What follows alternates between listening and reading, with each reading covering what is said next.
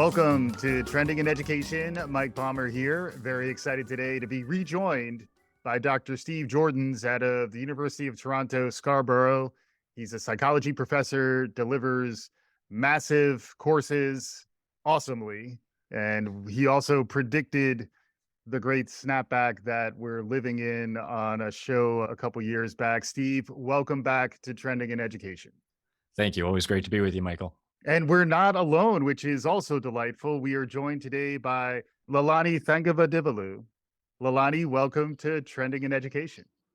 Thank you so much, Michael. It's nice to see you. And you're here in part because you're working with Steve on this project. You're technically still a student at the University of Toronto, Scarborough, but you will soon be graduating, and some of the work you've been doing really leading into your graduation has been building on work that you and Steve have done together.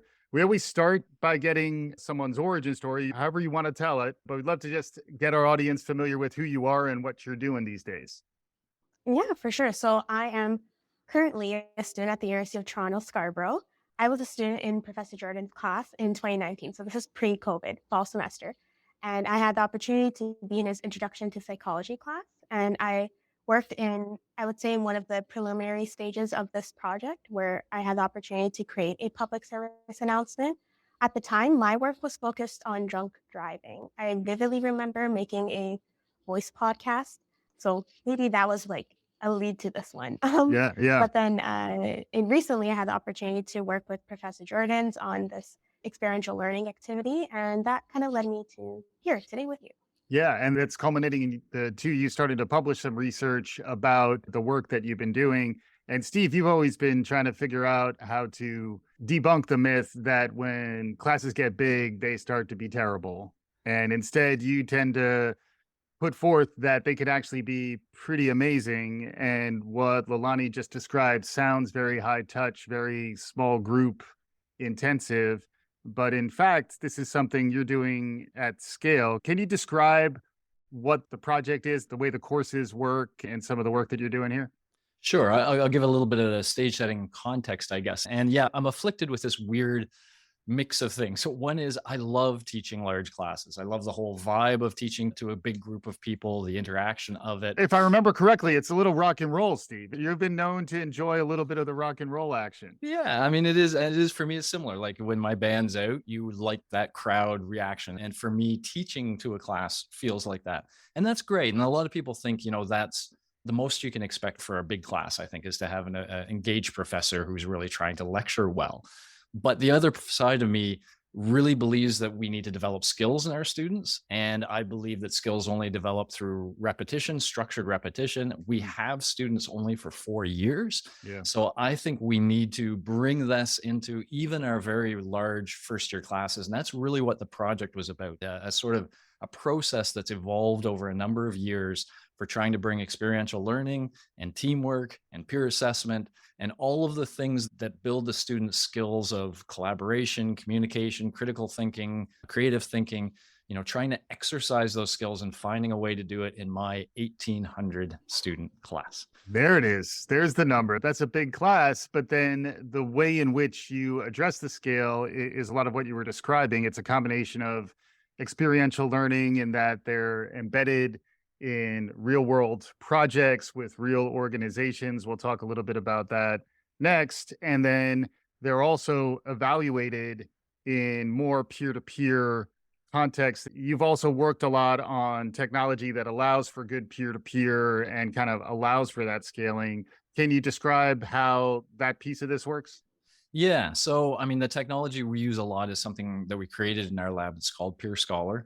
And it's really about trying to give students at the highest levels, giving students experience, giving constructive feedback to their peers, which is itself a very complex task. And we really guide them through how to do that well. That involves critical thought, communication skills, all these things. And also then on the other side, they receive peer feedback and they are allowed to use that to improve their work. And so that's another whole set of skills, how to have that sort of growth mindset that we talk about. But I firmly believe the growth mindset must be learned. It's not something people just have, it's a skill. And so this is meant to give them that sort of practice as well. But the tool is very flexible. and it can be bent around a little bit. And so in the project that we're talking about, we didn't necessarily use that whole process, but we used enough of it so that we could do experiential learning with one partner, even though we had 450 groups of 4 students. And so the peer assessment kind of allows that magic to happen. And as the husband of someone who was just grading a lot of papers, there is something to be said for peer assessment, at least helping us get out of some of between peer assessment and artificial intelligence. I think there is a light at the end of the tunnel for the travails of professors like yourself. Thank you for your service, grading papers. But then that's the professor's perspective. Lilaani, you've had two perspectives, I guess. One was really the first time you were experiencing what Steve was designing, and then more recently coming at it again as part of a senior project. What has that experience been like? What have you noticed? What have you learned along the way? Oh boy, there's a lot. I mean, when I think back to being a student taking part in the project, I remember initially thinking, wow, I'm getting to see what other people are producing. Because oftentimes when you submit a project as a student, you do your own work and then you just give it in and you're not sure what the other work is like. So having the opportunity to see how other students are doing, you get some ideas from them. You also get to give your feedback, things that you like, and they're able to implement it into their work. Now, when I had the opportunity to look at it from a researcher perspective, there is a lot of feedback that the students have shared. It's amazing to see how much they benefit from having the opportunity to share their own feedback, but also receive it and implement it into their own work. Mhm. So it's definitely been a wonderful experience. It strikes me very much around how engaging in equal footing around feedback, in Mhm. that, like, I'm evaluating other people's stuff and they're also evaluating my stuff, changes the dynamics a lot. I think it starts to create more of a group, us Mhm. against bad work rather Mhm. than me against you. And then, I imagine that's partly the design. It sounds like you're kind of trying to bring in different dimensions of either working together in their group or then working together in their feedback group. You start to really develop the collaborative and communication skills that are kind of what you're talking about, Steve. So you'd be a great scientist, Michael, because as it actually turns out, we didn't intentionally create Peer Scholar with that in mind, but another professor who used it had exactly that same thought. He said, I use it in my large class. It doesn't have to be a large class. That's where we use it. And he said, I feel like it enhances what we call community. And there's in fact the scale called community of inquiry that asks, how connected do students feel to the professor, to the material they're learning, and to their fellow peers? And that last Mhm. one is called social presence. And so we did a full out study, randomized group design, and you're absolutely right. The social presence was higher when Peer Scholar was used. And so having students sort of pro socially helping each other seems to enhance that bond that they feel and can take a big class and make it feel a little bit warmer. Yeah. And then the related choice that was made here, which I think is worth talking about, is the partner that you found. The story of Swab the World was certainly something that I think can connect in interesting ways. Maybe starting with you, Lilani, and then Steve, weigh in however you think makes sense. Can you describe who Swab the World is and how that related to the project this go around? Yeah, so it's an external organization based from Quebec. And the founder of Swap the World, she was in need of stem cell donors because she had cancer previously. And her goal was to find and create a more ethnic, more multicultural donor base. And with the students, they have the opportunity to work with Swap the World to create public service announcements, either relating to a specific group that they're interested in, or they want to make it for a specific person who's in need of stem cell donations. Yeah, and that choice, Steve, seems really clever on multiple fronts and also a good cause, clever in service of a good cause. But it does seem like it starts to build in more intrinsic, the old saw. I don't know if it's an old saw. The idea that's out there nowadays is that the rising generations are more mission driven and want to connect to a cause. I think that may be true for really all of us these days. But at least in that context, it does seem like the work is ultimately in service of a good cause. And that, I imagine, builds some motivation and connection and trust as well. Yeah, always with these assignments, the first trick is trying to find that external partner. And I actually like to usually change it year by year because, in fact, this is the capstone experience of the course, and ends up sort of defining the course. Like Lilaani said, her course was about, drinking and driving kind of thing. We had one that was all about homeless in Toronto and helping them. We had one about immigrants, supporting immigrant communities as they come in. But yeah, this one, when I heard about this one, it was special for a couple of reasons. And first of all, the people they're trying to reach are the students in the class. They're looking to reach 18 to 35-year-old students of ethnic backgrounds. And that is our class to a T. So I knew there would be, that connection, that they would understand the challenge and that they would feel like, hey, it's actually my communities that have the unfair advantage here, and I want to do something. So there's your mission. Yeah. And Steve, Yeah. just to clarify, in case our listeners don't know the actual context for Swab the World, like around leukemia. Yep. Yeah, let me give that sense. So for some cancers, and leukemia is one prime example, really the only opportunity to reach remission is through some form of stem cell donation. And the Canadian stem cell database that we have here is a great database, but it's over 70% Caucasian in origin. And it turns out race matters in terms of finding a match. And so less than 20% of the world is Caucasian.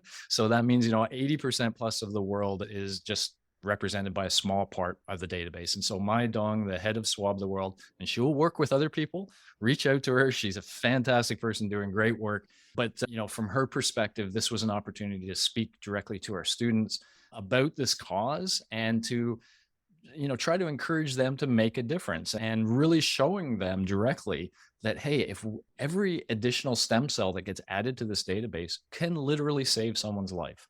So it sounds a little, highfalutin a little bit, but this is a project where we can say to students, the work you do in this classroom could save someone's life. You might not know it, but it could. And that brings sort of authentic learning to a whole other level. And just as you said, the goal of all of this is to have them go through the deep learning process in a much more intrinsically motivated way. We'll talk about some of the grades. There was only like 3 grades associated with this whole assignment, and most of that's participation based. And so it was really counting on them just feeling the mission and wanting to do their best work.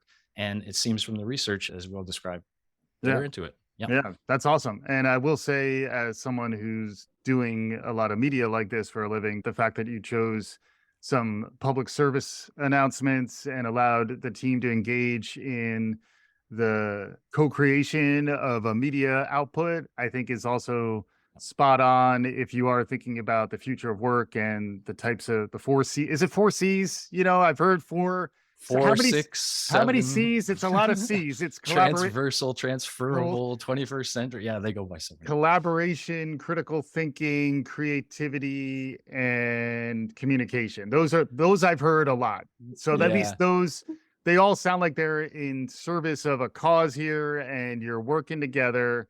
Lilaani, having watched this from 2 different perspectives now, what's it like having to work together on those public service announcements? So the year that I got to do it, it was individual based. I see. But at the time, I think it gave me the opportunity to reflect on myself. So just a little thing about me, I'm a lefty, and oftentimes people tell me, you must be really good with drawing.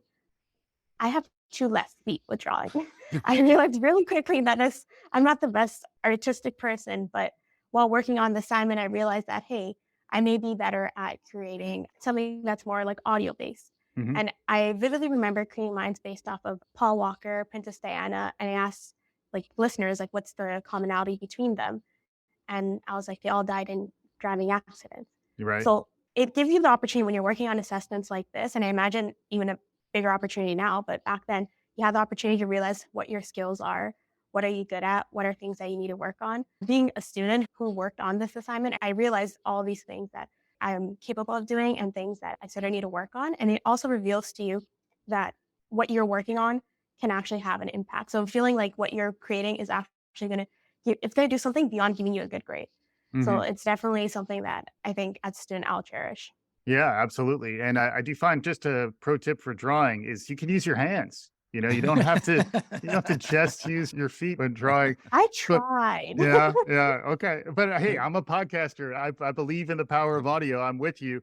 But then when you add the group dynamic, which is what y'all did this more recent round, what do you observe there? How do the dynamics change, and any perspective or insights? Steve, you're always talking about developing skills.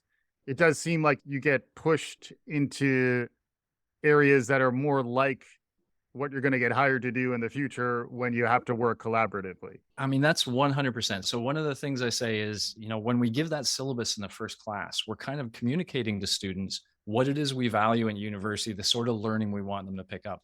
And if it's memorization, that scares me a little bit. But if we can be right at the first year, the first class saying, start thinking about what your life is going to be like after university. What are the skills that are going to make you successful? And we're going to start working on those now.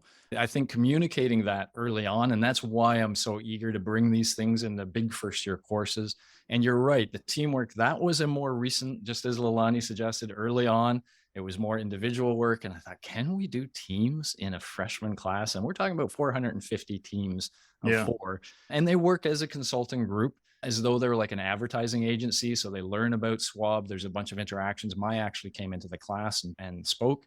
And then their task is to come up with a sort of campaign to kind of raise awareness amongst their community.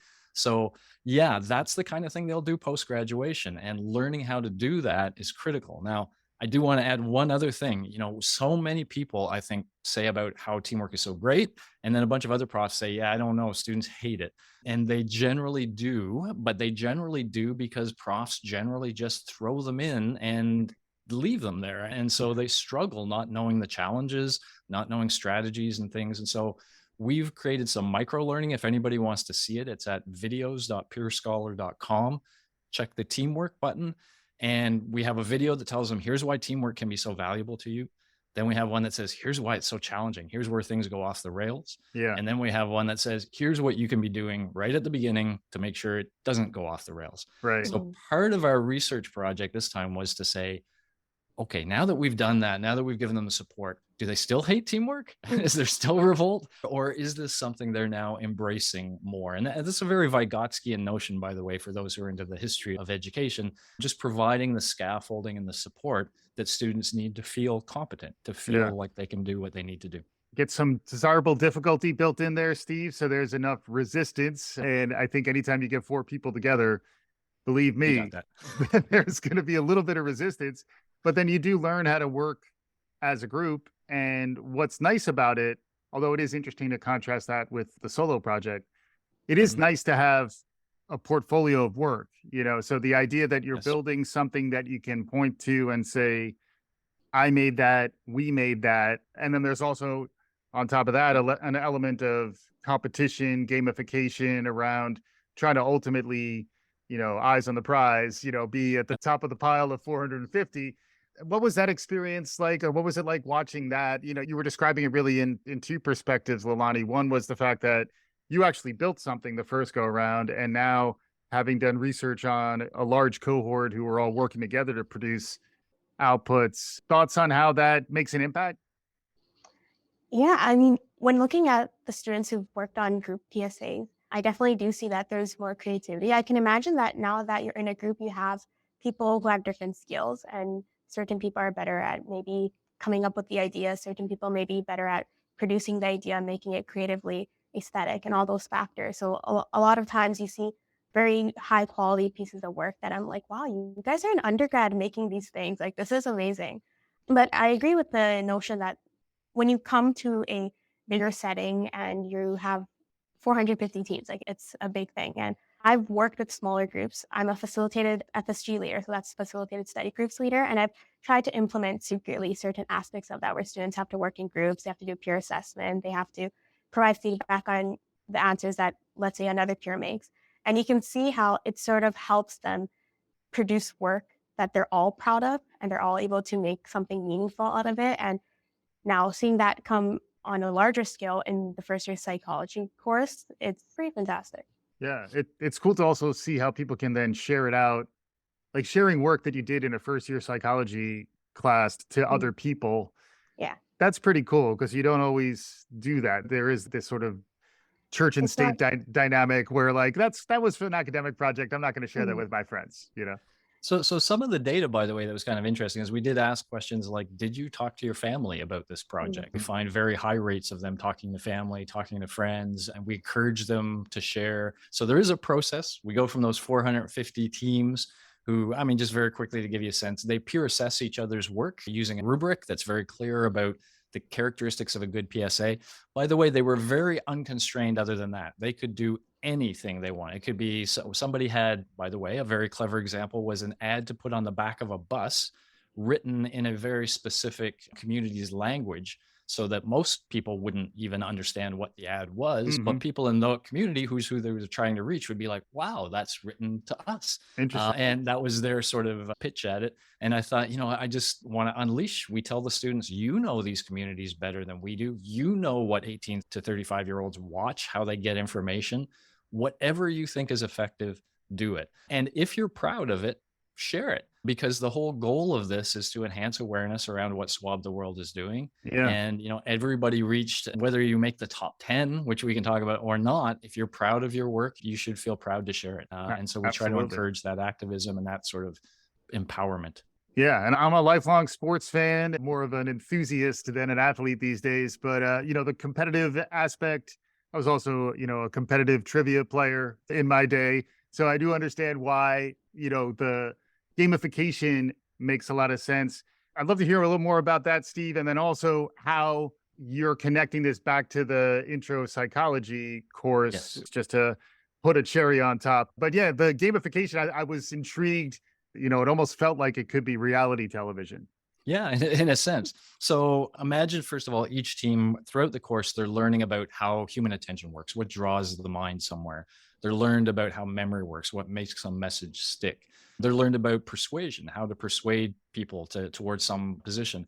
And so they are encouraged all through the course. This is always sort of an umbrella issue that we know this activity is waiting at the end of the course. So think about how these fit, how to use them. Mm-hmm. And so they use all those to create the PSAs. Then they do the peer assessment. And the way it works, the math kind of works out in an interesting way where every group is actually assessed by 24 individual students. Okay. And so we have this rich score. We can now calculate averages and we can find the top 10. Yeah. And so those top 10 get identified, they get announced. There's already a prize to making the top 10, which is I will write a reference letter for these people because I assume to do work of that quality. There's things I can say about their creativity and communication skills, etc. But then the top 10 go into the next round of judging. And this is where we bring Swab the World back. We had at least 4 members from the Swab the World organization and about 2 or 3 from University of Toronto, including the chair of our department, which was kind of cool. And they assess those final 10, again, by applying a rubric, also giving feedback, rich feedback to everybody. And then we find the top 3. And those top 3 now live on the Swab the World site. If you go to the Swab World site, you can see those 3 that won, and they get a big kick out of that as well. So, that's the sort of prizes to the extent it is, but I think there's a lot of bragging rights. And those letters of recommendation, by the way, is something I'll mention to professors. If you can give one out in a valid way, you feel comfortable that, yes, this student has demonstrated something. They want to get into labs. They want part-time jobs. They want whatever. And that letter of reference is a real tangible and ethical, prize to give them that in my mind is better than a grade. Yeah. Yeah. And Steve, maybe put you a little more on the spot here. Everyone hasn't been able to do what you've been able to do. So how are you able to do it? What advice might you have for other people who are interested in doing similar types of things? It does sound like your relationship with the university and the community is giving you the room to maybe move the needle, but I'd love to maybe take a step outside and try to, for our listeners, if folks out there are trying to do similar things, trying to make a difference, do you have any suggestions, ideas, advice? I think one of the things I learned really early on in my career as a professor is humility is a powerfully attractive force. If you're in front of a bunch of students and things go wrong, or, for whatever reason you're floundering, if you're trying and you accept that and express that and don't try to hide it, don't try to pretend you're, what you're not. If you say, wow, I had good intentions doing this and the wheels blew off. That happened to me a number of times early in the course. And I found that students liked that. They didn't say, oh, you're a failure. They're like, oh, you're trying stuff and it's kind of fun doing this with you. And so, yes, I've seemed to have gotten a little bit of that reputation. I tell people, maybe I'm innovative, maybe I'm creative, but I think my best skill is damage control. I'm willing to jump in, see what happens. And if things go wrong, then we figure it out together with a class. And so very openly we say, this was the intentionality behind it. This is what went wrong. How should we proceed from here? And I think that's part of the fun of every course, is dealing with the little hiccups that come. And so there's that entrepreneurial mindset of failing fast and failing forward. Yeah. I really do see modeling failure in front of students as a really powerful, good thing to do. And they should see us trying, they should see us failing, they should see how we react to failure and how we kind of emerge from that, hopefully better. And I think this need to be the sort of perfect, pristine, everything goes cleanly in my class. I lost that, I think, about 20 years ago. Yeah, and apparently to good effect. I wind up quoting Nelson Mandela a lot. I never lose, I either win or learn. Yes. So in the case that something blows up, you're like, oh, okay, that's Yep. something to go back to That the was drawing. interesting. Yeah, exactly. And Let's now talk we about get to that. tweak, and you're gonna have to do something different next time. And then Lilaani, on both sides of this now, first as a student and then maybe seeing the development over time, what does it feel like to be involved in that type of a learning experience? It does seem like it's a little different than maybe the traditional sage on a stage kind of lecture dynamic. What did it feel like back in 2019? And then what's it like seeing that there's a through line and the thing continues to grow and change over time? Yeah, there's definitely been quite a few changes, even from the aspect from individual to group work, seeing how students now have the opportunity to engage in, they're able to work on PSAs in different manners. So students have the opportunity to work on it in groups, and they also have the opportunity to work on, if they're interested in different PSAs, they can also work on a different PSA. So there's a lot more flexibility there. I do definitely envy the students now that they have the opportunity to, work with more team members and have like multiple mindsets together. But I think that's also, perhaps that's the reason why they find this experience even more so enjoyable. Now that, the burden is shared upon all and they're able to work together to make something that they're really proud of. That's something that I would have loved in first year, but now seeing that, this current students get to do it, I'll live vicariously through them. Yeah, as someone who's lived many years, you get used to that feeling where you're like, Aw. wow, it's pretty cool now. But then you basically wind up rooting for progress ultimately, I Mhm. think, in a lot of these cases. Steve, we're getting close to time. Real quick question. What about social loafing, group Mhm. projects? How do you account for that? One of the best things to do is anytime you have students work in teams, you follow that with something called a peer evaluation, which is a little different than a peer assessment. A peer evaluation is every member of the team, one by one, says, here's what these other teammates did, and maybe even explicitly lists what they've contributed. And so that when students know that's coming, Mm. then they're less likely to socially loaf. We did, as part of our research project, invite students. We said, if you had issues with your group, reach out to Steve and I'll go through these peer evaluations and figure out what was going on.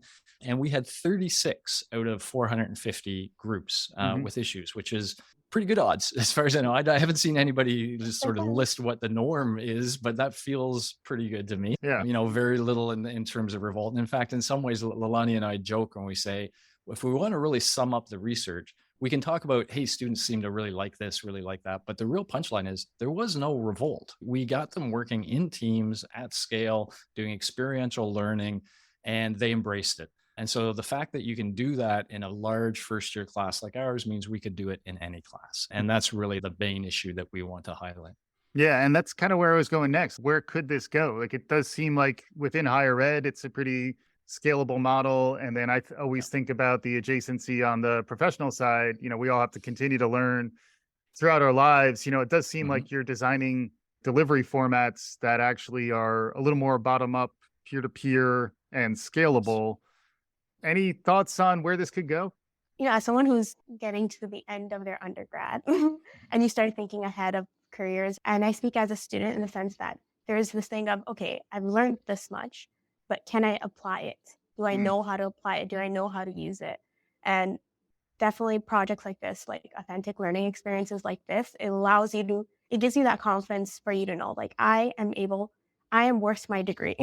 I am capable of making use of the knowledge that I've learned. I've created an impact previously while in my undergrad, and I could continue doing that in the workplace. So in that sense, it's definitely something that incorporating it into classes, I could see it having not only effects in terms of the students performing well on the assignment, like that temporary effect, but also long term in building confidence, feeling, like you have power over what you create. Like these are all things that are going to benefit them for the long run. That all sounds great to me. Yes. so, so I would just, add to that, that the skills we're talking about, these C's, whatever you want to talk about them, problem solving skills, communication skills, personal growth skills, those are the ones I kind of think about. Chat GPT, right? We live in this Chat GPT shadow all the time. Those are the skills that we always said would be critical, but more so now. So even exactly within work environments, I think these are the skills that are going to be really valuable. And there's absolutely, we can bring this stuff into professional development and work on communication, socio-emotional communication skills. That's where innovation comes from. If you have a team that can communicate really openly with one another, that's how innovation arises. That's how business success arises. So absolutely, it's preparing students for that world, but it needn't stop at that point. It can continue certainly beyond. Makes sense. It reminds me also of the importance of being able to take that feedback and That's the hard part. that is. I remember one of the Yeah. best professional trainings that I had in my career reminds me of what you're describing. And, you went through those peer evaluation, peer feedback sessions at the end, and all you could say was thank you. That was all you could say. And I still to this day remember that. Feedback of any type is a gift. And there's a tendency to want to get defensive, litigate, get into more It's more than a tendency. I'll say it's a primitive instinct. It's our Yeah. fight flight reflex, and it's been there since caveman days. Every bit of feedback has a hint of threat involved. There's Yeah. something, a weakness of yours being exposed, Yeah. and the natural reaction is to want to fight or flight. You have Yeah. to learn to overcome that. The thank you is the state after you've got the skill. But you got to get to the thank you, and it's a hard place to get, but that's what all this experience is for, is to teach them exactly that. Yeah, and you got to get those reps in, and that's why doing this at scale really can move the needle. Wonderful conversation with Lilaani Thangavadivelu and Steve Joordens. Thank you so much for joining me on today's show. Thank you, Michael. Thanks for having us. And for our listeners, hopefully you enjoyed what you heard. We'll include links to what Steve was talking about in the show notes. This is Trending in Education. Subscribe, tell your friends, write reviews, do all the good things. We'll be back again soon. Thank you for listening.